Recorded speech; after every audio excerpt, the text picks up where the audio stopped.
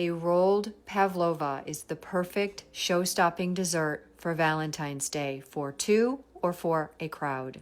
The humidity is low where I live, it's winter, and so I make this at a time of year when I get really good results.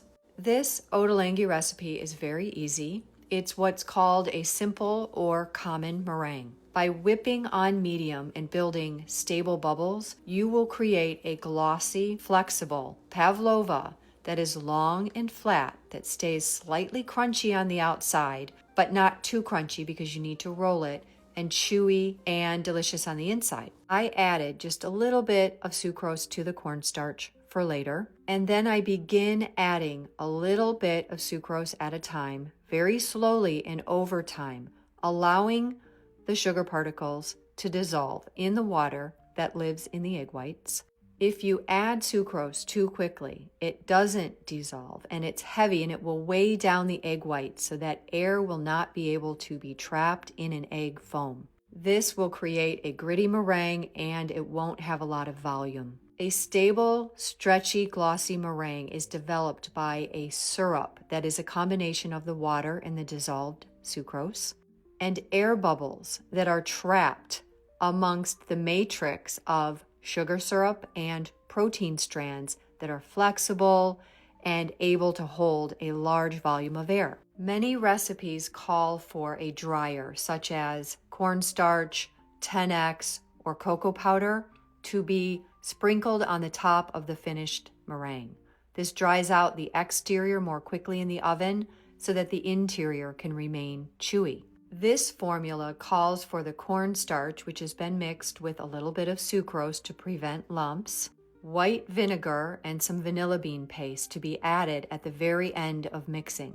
The more water that you can stabilize, the more stable your meringue will be. The vinegar also helps stabilize the egg proteins by irritating them a little bit or pre-coagulating them. These two small additions will help keep this roulade flexible so that you can indeed roll it. A medium peak meringue will hold its shape. So I push it to the thickness and the size that I prefer. I preheated the oven at 425, but when the pavlova goes into the oven, you reduce the temperature to 400 immediately. I baked it to a toasty brown color for about 30 minutes, cooled it in the pan, and then wrapped it tight with plastic wrap. Meringues should never go in the cooler, and I left mine on my speed rack for about 2 days before I assembled it. To highlight the Valentine's Day theme, I will be using fruits that are in the purple, red, and pink color category. Ruby red grapefruit, blackberries, raspberries, dark plums, pomegranate seeds, and fresh figs. I used a good amount of chantilly cream, but I will be doubling, if not tripling, the amount of fruit that I add for my Valentine's Day treat. I want more contrast of a tart berry with the smooth chantilly cream. The easiest way to flip something flexible like this is with a clean parchment in the back of a half-sheet tray. After carefully removing the parchment I used to bake the roulade, I begin adding chantilly cream and the fruit, being very aware that you don't want to get too close to the edges and you want to build it evenly across the entire surface. Whatever fruit you see me add, double it.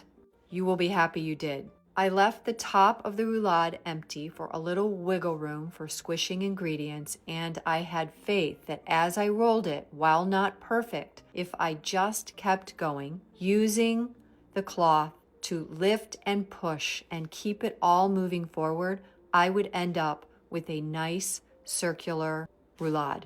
After I wrapped it tightly with the flour sack, I put it in the cooler for around 20 minutes to firm up. Notice how not one part of this looks easy or perfect. At this point, the pastry and baking part is over, so I switch into decorating mode. By using 2 different straight-edged scrapers, I am able to push and finesse and clean things up. The crackly exterior even looks like a log, and I used the broken part as a limb to make it look even more realistic, as if it grew out of the forest. This entire dessert, ideally, should be assembled and served immediately. I cleaned everything up and took the seam of the roulade and put it on the bottom. This allowed me to shape everything into the exact look that I wanted it to be. Every decoration was pre-planned. I knew exactly what I wanted the finished product to look like. I had all of the toppings prepared and assembled nearby. I will do all of this planning for my Valentine's Day rolled pavlova. I'll make roses out of sugar and kissing toady frogs out of green marzipan and lots of meringue mushrooms because love is love and this is the sweetest kind of love.